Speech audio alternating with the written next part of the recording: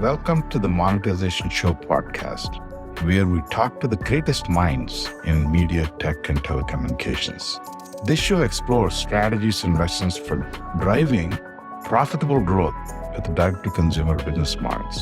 I'm your host, Vijay Sajja, founder and CEO of Emergent. My goal is to bring you specific and proven strategies straight from industry leaders that will help you solve your greatest challenges at the intersection of direct-to-consumer business models, evolving user preferences, market and competitive pressures. Welcome. Today, I'm delighted to welcome Steve Canepa, Managing Director, IBM. I've known Steve for many years. He brings 25 years of experience helping large companies, multi-billion-dollar enterprises, do transformations. He led complex acquisitions and really drove innovation at IBM. Right? So I'm excited to learn from Steve.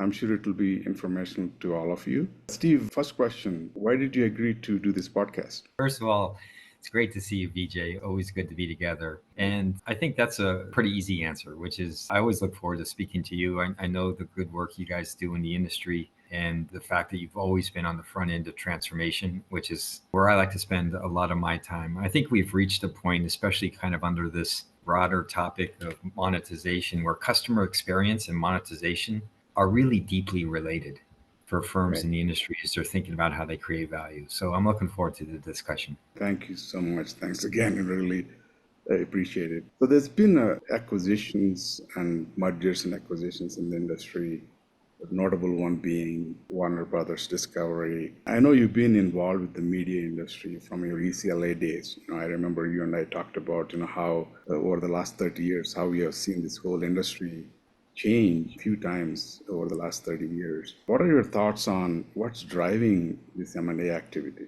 There's been different waves over time. At first, there was a big focus on studio aggregation in the sense that if you could reach clients in multiple channels, that would be good. The reality is most of the legacy media companies didn't evolve fast enough to a platform company so they could really get the value of those different connect points. And more recently, we saw the telecommunications and media vertical integration. So AT&T, Warner was a perfect example of that. And there, once again, DirecTV also, we've seen where that premise of value realization proved to be much more challenging than maybe they originally thought. I think now we're in a little bit different phase where media companies are rethinking where does synergy really lie operationally, and we're starting to see a little bit of unbundling of some of those activities. I think a fundamental driver to that has been this wave of personalization that's come across the industry that was really driven, I would say, more from the outside in by the large technology companies than it was driven by the media companies.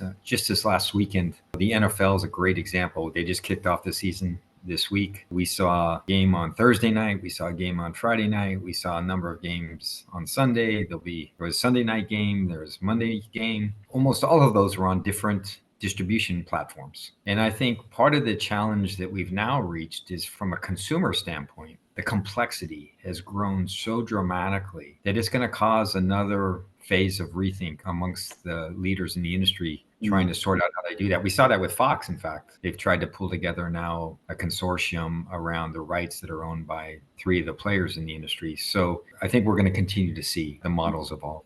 Talking about different business models, monetization models, we all saw Netflix really change the industry with the subscription VOD model. And then they brought in advertising at a later point. We also see now pure play advertising models, the growth of fast channels, etc. And mixed in all this with the transactional VOD, pay-per-view, etc. So what's your view on how these companies should be thinking about these various types of monetization models?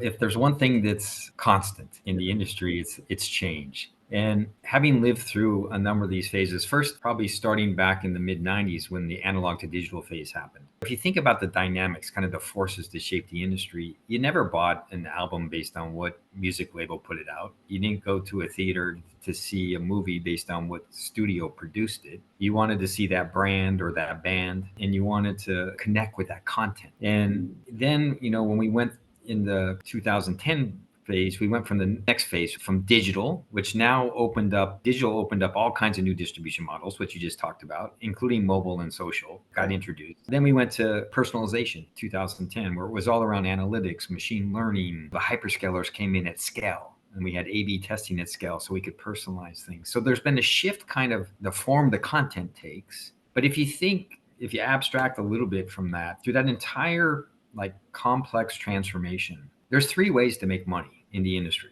You either sell something to someone, you get them to spend time with your content that you can monetize in some way through advertising or other mechanisms, or you leverage the fact that they're interacting with your content because that activates their social network, or that activates them as a marketing force to create momentum for your product. And those three kind of methods have been here as we've gone through all these different iterations. So I think the industry is constantly trying to figure out a world where digital sits at the center of it. Things like recommendation engines have popped up. What are the things I can do in each of those three dimensions to monetize, to create more capability? The other thing that I think has had the biggest overhang on the industry is in those transitions I just highlighted. You have more content, you have more distribution choices. But the reality is all of us as consumers have the same amount of time as we've always had. If you do the math, it leads to fragmentation of audiences. And that's why sports, as an example, continues. We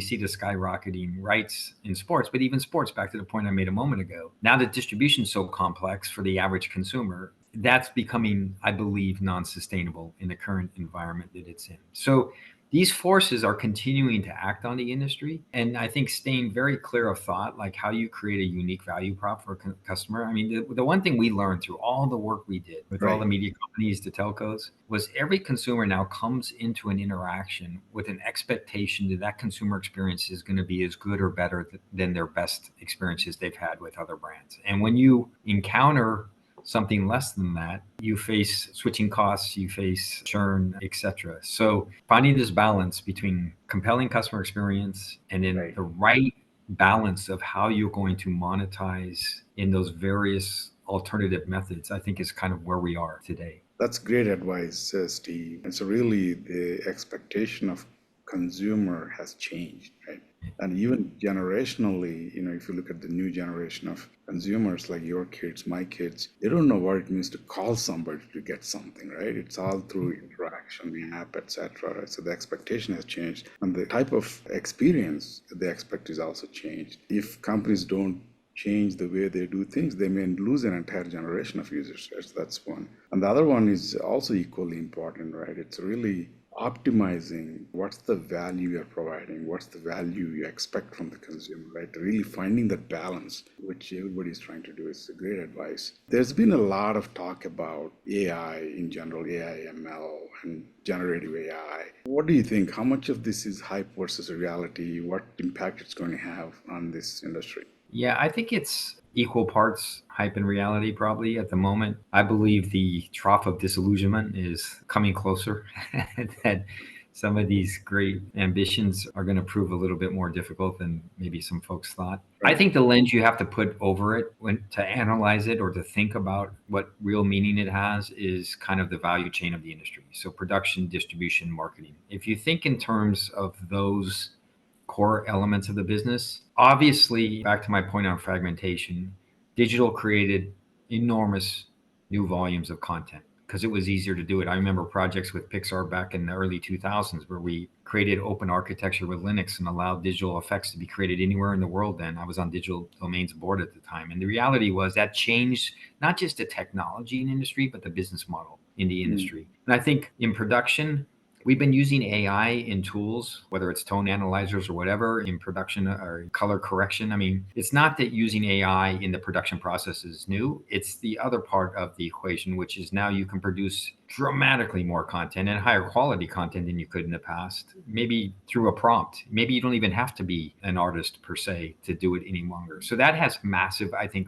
ramifications. And I think that's going to drive both legislative and regulatory questions to come out, but also to think about how do I put that to productive use? In distribution, we're just getting better and better. The two core pillars, I think, in the AI world are, do I understand my content as well as I can? And do I understand my audience as well as I can? I mean, just this last weekend with the US Open, we're using generative AI to actually take all the digital content from the matches, separate that into slugs, and then put automated commentary that the Gen AI platform we use, our Granite model, creates. So you can scale and personalize now, whole nother order of magnitude for your audience members, because you can actually automate and generate quality content, quality commentary that meets the brand requirements of an organization like the US Open. There's both good and bad to watch there. And in marketing, same thing, like understanding audiences now and how audiences act, summarizing interactions with audiences so that you can analyze them and then respond to them. Lots of good things are happening. I just think that what we haven't really gotten the full impact from is the implications for some of these models with regards to what data is used, how reliable is that data, what governance do we put around the use of this technology? Do we make sure bias, drift, misinformation isn't propagated across environments? If you're running an enterprise, at the end of the day, you have a trusted relationship as a brand with your customers. And so any technology you deploy, I believe, has to live up to that trusted brand expectation. And I think that's where we're going to see a lot of perhaps winners and losers as we go forward. Yeah, makes a lot of sense, Steve. So when you look into the future, right, I mean, in 10 years, what are 2 to 3 trends people need to watch out for that bet big on, the transformative things that you see in the next 10, 15? I would say, and some of these I know you're working on as well, to the trends that we've talked about, I think interoperability amongst these different distribution platforms and different business models is going to become increasingly important.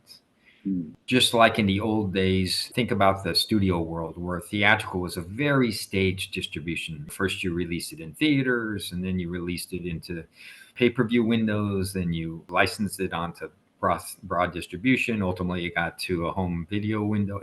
There was a very structured industry distribution methodology. And to your point, now you've got content you can subscribe to. If you don't want to pay quite so much, you can have advertising wrapped around it. There's also a little bit more mature models creating. But I think what's really necessary to attack this issue of complexity for consumers is how do I get smoother interoperability between platforms and models from a consumer standpoint? Because I think the firms that start to focus on that are the ones that will be better. The second one that kind of underlies the discussion we were having on Gen AI is being able to certify content is going to become increasingly important, I think, especially if you look at the amount of consumption time that's now spent, to your point, the next generation, as much of that is spent on social or other interactive content than it is spent on what I would call kind of traditional production content. And so knowing the quality and the actual credibility of the content that's being consumed, I think to more and more bigger pieces of that audience base is going to raise in importance. And then finally, kind of underlying it all is just this notion of data and privacy. The ability to know, we've kind of learned this, we're on the back end, if you will, of this big social curve. And what I think even the younger generations now coming into the mix have a little bit different attitude about their willingness to trade their personal data to someone for information or access to content. And I think the firms that figure out how to maybe get that equation right will be able to help create models that respond to that growing need. Great insights there, Steve. So picture technology buyer at this media and entertainment company or a telco or large service providers, right? So with so much change happening, and there's people are really confused as to what's the right strategy for, do I need to build it in-house? Do I need to find the best players in the market? And you see trends both ways. What advice would you give to an IT or a technology buyer at these big companies, medium to big companies? It's still kind of a great honor of mine to have the opportunity to meet with those kinds of firms all over the globe. And to me, this notion of brand and trusted brand, I think, is critical. The other thing I tend to spend a lot of time thinking about, learning about, discussing is I feel like we've really entered a new era. So the whole hyperscaler era, which really was built on the back of media content, whether it was Google and YouTube or Microsoft and a network or Amazon and Netflix, that provided scale, that provided workflows, all the other things enabled it to happen. I think we've entered a new era, and that was defined really about kind of compute and storage. Like, how do you do compute and storage in a cloud more efficiently? And what does that mean to my business model? But there are implications for go-to-market too, big implications. I think this new era is about compute plus connectivity. With the emergence of 5G, if I'm an enterprise, it brings me three critical things. Bigger bandwidth. So I'm no longer limited in the amount of content. We saw this over those generations I talked about. First music got addressed because music was lower bandwidth requirements. Then video got addressed. And now we're well past video. And we're moving towards 3D and holistic capabilities. So data bandwidth growth, critical, because that allows you to do more things at scale. You no longer have to kind of trick the audience member by pre-staging things out in the network, which is kind of how video distribution was done. The second is really about latency. So now with less than 10 milliseconds of latency, I can change the nature of interactions. I'm no longer bounded by proximity in the way that I think about what I can do for someone, either in an enterprise setting or a consumer setting. Huge implications. And then finally, the ability to actually dedicate these network slices to specific use cases means I, with confidence, know that I can deliver that interaction. And if you think of almost any application we're running nowadays, whether it's content oriented or not, is basically has a network in the play somewhere. It's communicating with applications that are either as a service or other parts of the architecture. So this compute plus connectivity paradigm, I think, gives an opportunity to enterprises to rethink how they create more value for their customers in the consumer space with consumers. That's helpful, Steve. And so you've seen the analog to digital transformation, for example, in the cable industry, and then you've seen the transformation happening now. I remember speaking to an analyst in 2009 or 10. We used to sponsor these OTT conferences, and so he came by. He's a well-known analyst. He's still active in the industry. He was telling me that, oh, look, this will never be a mainstream, this whole OTT business. And bundle is sacred, it will never be broken, and look where we are today. That was just 15 years ago. Things have changed, but there's also talk about fragmentation, bundle broken, but now, again, bundle is being recreated. To your point, the consumer, now he has to go to different places to find the same thing, maybe on different days, different places, right? The NFL being a good example. And then so many OTT services, and then I don't have a count of that many, right? So it's kind of funny because I think you and I both, we think of product market fit constantly, right? Product market fit. How do we refine? How do we make sure that we've got a differentiated value prop? And when we're working with clients or partners, we think the same way. But the analogy, when you were saying that, the analogy that always comes to my mind is like every so often in each of these different phases, you'll hear, oh, I want to look in my fridge and have my fridge tell me what food I can cook, what meal I can make. And I always come back to, I don't know if or it used to be ordering a pizza on your television. Remember in the early days of addressable television, the whole idea was, oh, you're going to be able to order a pizza on your a pizza on your for delivery from your television. And I was like, you're solving a problem that consumers don't have. I think to what you were saying there, the notion of solving real problems that have are you using these breakthroughs in technologies or in innovation to solve a real client problem? I think that's a great way to think about it. No, that's fantastic. Can you ask the question related to sports monetization? And sports rights in general have become more complex now, right? And if you think of US alone, the rights become complex. Then you add the global angle with various sports, it's become more complex. And the sports also has become a necessity for a lot of these players, right? Because if you remember, that sports is the reason bundle couldn't be broken, was one of the reasons, right? So now, how does these companies, it's become a necessary evil, and they're very expensive too, right? You have to have sports, and Apple is coming in, Amazon is coming in, and Google is coming in with YouTube, right? And then the smaller players, they have to have these rights, and so what's happening right at the moment, and then some sports rights and sports monetization. Yeah, I think you're exactly right. I mean, sports have a couple of things going for them. One is there's a finite amount of kind of top tier sports franchises and leagues in the world. And sports still has the ability to pull together a live audience, which in this world of fragmented content and all these distribution choices, aggregating a big audience still gives you a great opportunity to monetize. So we've seen the dramatic expansion in the cost of sports licensing. On the flip side, though, and I think this weekend was a perfect example. The NFL launched their new season this weekend. I'm a reasonably big NFL fan, but we saw a game on Thursday night that was on one distribution platform, Friday night, a different one, and actually coming from Brazil, which was a kind of a breakthrough moment for the NFL. They're trying to get international awareness, much like the NBA did. I mean, if you watch the NBA and the basketball in the Olympics, you saw the amazing talent now from all over the world. It's no longer a fait accompli that the U.S. is going to win the gold medal in basketball. And then you think about Sunday and all the games that played, Sunday night, different platform, Monday night, different platform. I'm a consumer now, and I want to consume the NFL because I'm a big fan. I've either got to pay for all these different subscription services, or I forgo my relationship. What happens if that game happens to be one of those teams that I tend to follow really well? So I think we've reached a moment of complexity in this marketplace that runs the risk of beginning to tarnish the overall brand owner, in this case, the NFL.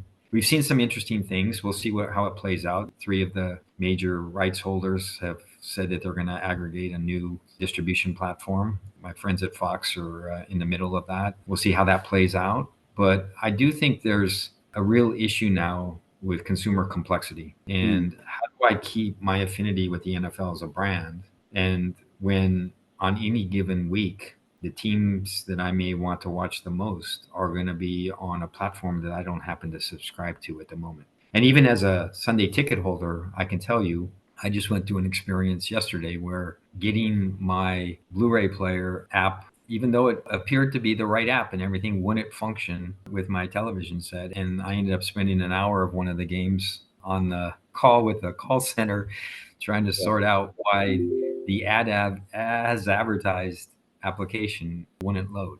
So this complexity, I think, is a real challenge for the industry right now. And I think sports, we're going to find on the forefront of it because there is so much at stake in the navigation of these sports rights. Yeah, it goes back to the user experience, making it easy for consumers, right? Making it frictionless, painless. I mean, it sounds painful what you went through, which means that they have to make sure that it's working on all devices as promised, and make sure that it's easier for the consumer to navigate and get the content. It's great advice. Thank you so much, Steve, for joining us for this podcast, and really appreciate. I know how busy you are, and really appreciate your time.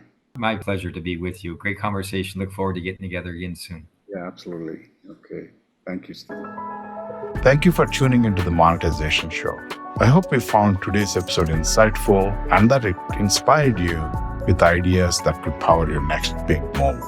If you would like to share your thoughts or questions about the ideas we discussed today, do drop a comment on LinkedIn or wherever you found us on social media. Until next time, this is Vijay Sajja wishing you continued success in your monetization journey.